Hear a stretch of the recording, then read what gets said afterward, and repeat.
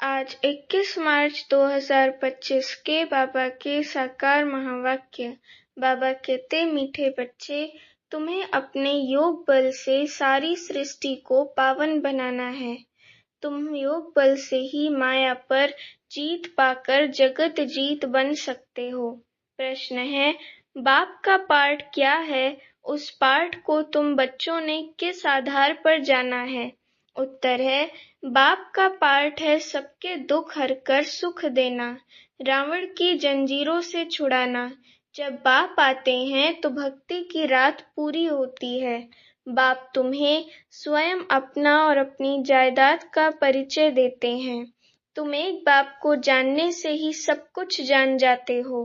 गीत है, तुम ही हो माता पिता, तुम ही हो बंधु सखा, तुम ही हो। बाबा कहते, ओम शांति।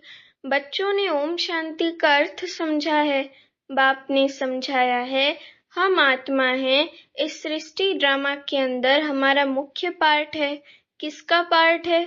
आत्मा शरीर धारण कर पार्ट बजाती है। तो बच्चों को अब आत्म अभिमानी बना रहे हैं। इतना समय देह अभिमानी थे, अब अपने को आत्मा समझ बाप को याद करना है। हमारा बाबा आया हुआ है ड्रामा प्लान अनुसार। बाप आते भी हैं रात्रि में। कब आते हैं? उसकी तिथि तारीख कोई नहीं है। तिथि तारीख उनकी होती है जो लौकिक जन्म लेते हैं। ये तो है पारलौकिक बाप, इनका लौकिक जन्म नहीं है। श्री कृष्ण की तिथि तारीख समय आदि सब देते हैं। इनका तो कहा जाता है दिव्य जन्म। बाप इनमें प्रवेश कर बताते हैं कि ये बेहद का ड्रामा है। उसमें आधा कल्प है रात। जब रात अर्थात घोर अंधियारा होता है तब मैं आता हूँ। तिथि तारीख कोई नहीं। इस समय भक्ति भी तमो प्रधान है। आधा कल्प है बेहद का दिन।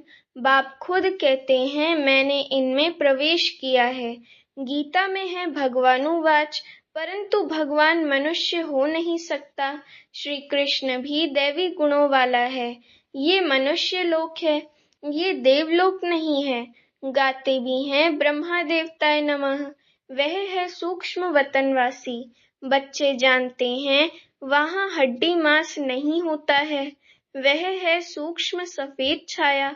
जब मूल वतन में है तो आत्मा को न सूक्ष्म शरीर छाया वाला है न हड्डी वाला है। इन बातों को कोई भी मनुष्य मात्र नहीं जानते हैं। बाप ही आकर सुनाते हैं। ब्राह्मण ही सुनते हैं और कोई नहीं सुनते। ब्राह्मण वर्ण होता ही है भारत में। वह भी तब होता है जब परम पिता परमात्मा प्रजापिता ब्रह्मा द्वारा ब्राह्मण धर्म की स्थापना करते हैं। अब इनको रचता भी नहीं कहेंगे। नई रचना कोई रचते नहीं है, सिर्फ रिजुविनेट करते हैं। बुलाते भी हैं, हे बाबा, पतित दुनिया में आकर हमको पावन बनाओ। अभी तुमको पावन बना रहे हैं। तुम फिर योग बल से इस सृष्टि को पावन बना रहे हो। माया पर तुम जीत पाकर जगत जीत बनते हो। योग बल को साइंस बल भी कहा जाता है। ऋषि मुनि आदि सब शांति चाहते हैं, परंतु शांति का अर्थ तो जानते नहीं। यहाँ तो जरूर पार्ट बजाना है ना। शांति धाम है, स्वीट साइलेंस होम। तुम आत्माओं को अब ये मालूम है कि हमारा घर शांति धाम है। यहाँ हम पार्ट बजाने आए हैं। बाप को भी बुलाते हैं, हे पतित पावन दुख हरता सुख करता आओ। हमको इस रावण की जंजीरों से छुड़ाओ। भक्ति है रात, ज्ञान है दिन। रात मुर्दाबाद होती है, फिर ज्ञान जिंदाबाद होता है। ये खेल है सुख और दुख का। तुम जानते हो पहले हम स्वर्ग में थे, फिर उतरते उतरते आकर नीचे हेल में पड़े हैं। कलयुग कब खलास होगा, फिर सतयुग कब आएगा, ये कोई नहीं जानते। तुम बाप को जानने से बाप द्वारा सब कुछ जान गए हो। मनुष्य भगवान को ढूंढने के लिए कितना धक्का खाते हैं। बाप को जानते ही नहीं। जाने तब जब बाप आकर अपना और जायदाद का परिचय दें। वर्षा बाप से ही मिलता है, माँ से नहीं। इनको मम्मा भी कहते हैं। परंतु इनसे वर्षा नहीं मिलता है, इनको याद भी नहीं करना है। ब्रह्मा विष्णु शंकर भी शिव के बच्चे हैं, ये भी कोई नहीं जानते। बेहद की सारी दुनिया का रचयिता एक ही बाप है, बाकी सब है उनकी रचना या हद के रचयिता। अभी तुम बच्चों को बाप कहते हैं, मुझे याद करो तो तुम्हारे विकर्म विनाश हो। मनुष्य बाप को नहीं जानते हैं तो किसको याद करें? इसलिए बाप कहते हैं कितने निधन के बन पड़े हैं। ये भी ड्रामा में नूंद है। भक्ति और ज्ञान दोनों में सबसे श्रेष्ठ कर्म है दान करना। भक्ति मार्ग में ईश्वर अर्थ दान करते हैं। किस लिए? कोई कामना तो जरूर रहती है। समझते हैं जैसा कर्म करेंगे वैसा फल दूसरे जन्म में पाएंगे। इस जन्म में जो करेंगे उसका फल दूसरे जन्म में पाएंगे। जन्म जन्मांतर नहीं पाएंगे, एक जन्म के लिए फल मिलता है। सबसे अच्छे से अच्छा कर्म होता है दान। दानी को पुण्य आत्मा कहा जाता है। भारत को महादानी कहा जाता है। भारत में जितना दान होता है उतना और कोई खंड में नहीं। बाप भी आकर बच्चों को दान करते हैं, बच्चे फिर बाप को दान करते हैं। कहते हैं बाबा आप आएंगे तो हम अपना तन मन धन सब आपके हवाले कर देंगे, आप बिगर हमारा कोई नहीं। बाप कहते हैं मेरे लिए तुम बच्चे ही हो, मुझे कहते ही हैं हेवनली गॉड फादर, अर्थात स्वर्ग की स्थापना करने वाला। मैं आकर तुमको स्वर्ग की बादशाही देता हूँ। बच्चे मेरे अर्थ सब कुछ दे देते हैं। बाबा सब कुछ आपका है। भक्ति मार्ग में भी कहते थे बाबा ये सब कुछ आपका दिया हुआ है। फिर वह चला जाता है तो दुखी हो जाते हैं। वह है भक्ति का अल्पकाल का सुख। बाप समझाते हैं भक्ति मार्ग में तुम मुझे दान पुण्य करते हो इनडायरेक्ट, उसका फल तो तुमको मिलता रहता है। अब इस समय मैं तुमको कर्म अकर्म विकर्म का राज बैठ समझाता हूँ। भक्ति मार्ग में तुम जैसे कर्म करते हो उसका अल्पकाल सुख भी मेरे द्वारा तुमको मिलता है। इन बातों का दुनिया में किसको पता नहीं है। बाप ही आकर कर्मों की गति समझाते हैं। सतयुग में कभी कोई बुरा कर्म करते ही नहीं, सदैव सुख ही सुख है। याद भी करते हैं सुख धाम स्वर्ग को। अभी बैठे हैं नर्क में, फिर भी कह देते फलाना स्वर्ग पधारा। आत्मा को स्वर्ग कितना अच्छा लगता है, आत्मा ही कहती है ना फलाना स्वर्ग पधारा।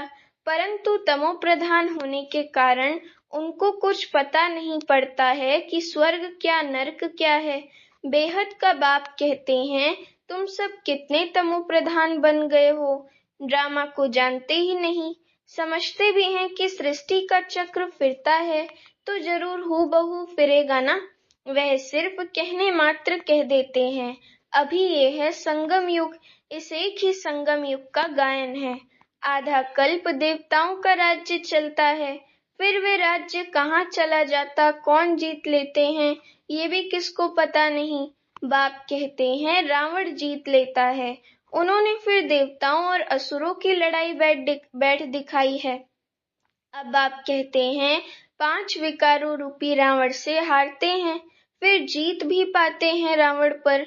तुम तो पूज्य थे, फिर पुजारी पतित बन जाते हो, तो रावण से हारे ना। ये तुम्हारा दुश्मन होने के कारण तुम सदैव जलाते आए हो, परंतु तुमको पता नहीं है। अब आप समझाते हैं रावण के कारण तुम पतित बने हो। इन विकारों को ही माया कहा जाता है। माया जीत जगत जीत, ये रावण सबसे पुराना दुश्मन है। अभी श्रीमत से तुम 5 विकारों पर जीत पाते हो। बाप आए हैं जीत पहनाने, ये खेल है ना। माया ते हारे हार, माया ते जीते जीत, जीत बाप ही पहनाते हैं, इसलिए इनको सर्वशक्तिमान कहा जाता है। रावण भी कम शक्तिमान नहीं है, परंतु वह दुख देते हैं, इसलिए गायन नहीं है। रावण है बहुत दुष्टर, तुम्हारी राजाई ही छीन लेते हैं। अभी तुम समझ गए हो हम कैसे हारते हैं, फिर कैसे जीत पाते हैं। आत्मा चाहती भी है हमको शांति चाहिए, हम अपने घर जावें। भक्त भगवान को याद करते हैं, परंतु पत्थर बुद्धि होने कारण समझते नहीं है। भगवान बाबा है तो बाप से जरूर वर्षा मिलता होगा, मिलता भी जरूर है, परंतु कब मिलता है फिर कैसे गवाते हैं ये नहीं जानते हैं। बाप कहते हैं, मैं इस ब्रह्मा तन द्वारा तुमको बैठ समझाता हूँ, मुझे भी ऑर्गेन्स चाहिए ना। मुझे अपनी कर्मेंद्रियां तो है नहीं, सूक्ष्म वतन में भी कर्मेंद्रियां हैं। चलते फिरते जैसे मूवी बायोस्कोप होता है, ये मूवी टॉकी बायोस्कोप निकालते हैं, तो बाप को भी समझाने में सहज होता है। उन्हों का है बाहुबल, तुम्हारा है योग बल। वह दो भाई भी अगर आपस में मिल जाएं, तो विश्व पर राज्य कर सकते हैं, परंतु अभी तो फूट पड़ी हुई है। तुम बच्चों को साइलेंस का शुद्ध घमंड रहना चाहिए। तुम मन मनाभव के आधार से साइलेंस द्वारा जगत जीत बन जाते हो। वह है साइंस घमंडी। तुम साइलेंस घमंडी अपने को आत्मा समझ बाप को याद करते हो। याद से तुम सतो प्रधान बन जाएंगे। बहुत सहज उपाय बताते हैं। तुम जानते हो शिव बाबा आए हैं हम बच्चों को फिर से स्वर्ग का वर्षा देने। तुम्हारा जो भी कलयुगी कर्म बंधन है, बाप कहते हैं उनको भूल जाओ। 5 विकार भी मुझे दान में दे दो। तुम जो मेरा मेरा करते आए हो, मेरा पति, मेरा फलाना, ये सब भूलते जाओ। सब देखते हुए भी उनसे ममत्व मिटा दो। ये बात बच्चों को ही समझाते हैं। जो बाप को जानते ही नहीं, वह तो इस भाषा को भी समझ ना सके। बाप आकर मनुष्य से देवता बनाते हैं। देवताएं होते ही सतयुग में हैं, कलयुग में होते हैं मनुष्य। अभी तक उनकी निशानियां हैं, अर्थात चित्र हैं। मुझे कहते ही हैं पतित पावन, मैं तो डिग्रेड होता ही नहीं हूँ। तुम कहते हो हम पावन थे, फिर डिग्रेड हो पतित बने हैं। अब आप आकर पावन बनाओ तो हम अपने घर में जाएं। ये है स्पिरिचुअल नॉलेज, अविनाशी ज्ञान रत्न है ना। ये है नई नॉलेज। अभी तुमको ये नॉलेज सिखाता हूँ। रचयिता और रचना के आदि मध्य अंत का राज बताता हूँ। अभी ये तो है पुरानी दुनिया, इसमें तुम्हारे जो भी मित्र संबंधी आदि हैं, देह सहित सबसे ममत्व निकाल दो। अभी तुम बच्चे अपना सब कुछ बाप हवाले करते हो। बाप फिर स्वर्ग की बादशाही 21 जन्मों के लिए तुम्हारे हवाले कर देते हैं। लेन देन तो होती है ना। बाप तुमको 21 जन्मों के लिए राज्य भाग्य देते हैं। 21 जन्म 21 पीढ़ी गाए जाते हैं ना, अर्थात 21 जन्म पूरी लाइफ चलती है। बीच में कभी शरीर छूट नहीं सकता, अकाले मृत्यु नहीं होती है। तुम अमर बन और अमरपुरी के मालिक बनते हो। तुमको कभी काल खा न सके। अभी तुम मरने के लिए पुरुषार्थ कर रहे हो। बाप कहते हैं देह सहित देह के सब संबंध छोड़ एक बाप से संबंध रखना है। अब जाना ही है सुख के संबंध में। दुख के बंधनों को भूलते जाएंगे। गृहस्थ व्यवहार में रहते पवित्र बनना है। बाप कहते हैं माँ में कम याद करो, साथ साथ दैवी गुण भी धारण करो। इन देवताओं जैसा बनना है। ये है एम एंड ऑब्जेक्ट। ये लक्ष्मी नारायण स्वर्ग के मालिक थे। इन्होंने कैसे राज्य पाया, फिर कहाँ गए, ये किसको पता नहीं है। अभी तुम बच्चों को दैवी गुण धारण करने हैं। किसको भी दुख नहीं देना है। बाप है ही दुख हरता सुख करता, तो तुमको भी सुख का रास्ता सबको बताना है, अर्थात अंधों की लाठी बनना है।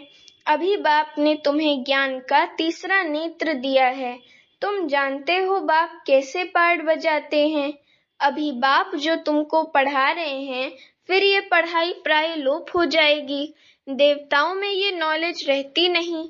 तुम ब्रह्मा मुख वंशावली ब्राह्मण ही रचता और रचना के ज्ञान को जानते हो, और कोई जान नहीं सकते। इन लक्ष्मी नारायण आदि में भी अगर ये ज्ञान होता तो परंपरा चला आता। वहाँ ज्ञान की दरकार ही नहीं रहती, क्योंकि वहाँ है ही सदगति। अभी तुम सब कुछ बाप को दान देते हो। तो फिर बाप तुमको 21 जन्मों के लिए सब कुछ दे देते हैं। ऐसा दान कभी होता नहीं। तुम जानते हो हम सर्वंश देते हैं। बाबा सब कुछ आपका है। आप ही हमारे सब कुछ हो। त्वमेव मातश्च पिता त्वमेव, त्वमेव बंधुश्च सखा त्वमेव। पाठ तो बजाते हैं ना, बच्चों को अडॉप्ट भी करते हैं, फिर खुद ही पढ़ाते हैं, फिर खुद ही गुरु बन सबको ले जाते हैं। कहते हैं तुम मुझे याद करो तो पावन बन जाएंगे, फिर तुमको साथ ले जाऊंगा। ये यज्ञ रचा हुआ है, ये है शिव ज्ञान यज्ञ। इसमें तुम तन मन धन सब स्वाहा कर देते हो, खुशी से सब अर्पण हो जाता है, बाकी आत्मा रह जाती है। बाबा बस अब हम आपकी श्रीमत पर ही चलेंगे। बाप कहते हैं गृहस्थ व्यवहार में रहते पवित्र बनना है। 60 वर्ष की आयु जब होती है तो वानप्रस्थ अवस्था में जाने की तैयारी करते हैं, परंतु वह कोई वापस जाने के लिए थोड़ी ही तैयारी करते हैं। अभी तुम सतगुरु का मंत्र लेते हो मन मना भव। भगवान उवाच तुम मुझे याद करो तो तुम्हारे विकर्म विनाश होंगे। सबको कहो आप सबकी वानप्रस्थ अवस्था है। शिव बाबा को याद करो, अब जाना है अपने घर। अच्छा मीठे मीठे सिखिलदे बच्चों प्रति माता पिता बाप दादा का याद प्यार और गुड मॉर्निंग। रूहानी बाप की रूहानी बच्चों को नमस्ते। अभी हम रूहानी बच्चों की रूहानी माता पिता बाप दादा को याद प्यार गुड मॉर्निंग और नमस्ते। धारणा के लिए मुख्य सार। पहली पॉइंट, कलयुगी सर्व कर्म बंधनों को बुद्धि से भूल 5 विकारों का दान कर आत्मा को सतो प्रधान बनाना है। एक ही साइलेंस के शुद्ध घमंड में रहना है। दूसरी पॉइंट, इस रुद्र यज्ञ में खुशी से अपना तन मन धन सब अर्पण कर सफल करना है। इस समय सब कुछ बाप हवाले कर 21 जन्मों की बादशाही बाप से ले लेनी है। वरदान है, रौब के अंश का भी त्याग करने वाले स्वमानधारी पुण्य आत्मा भव।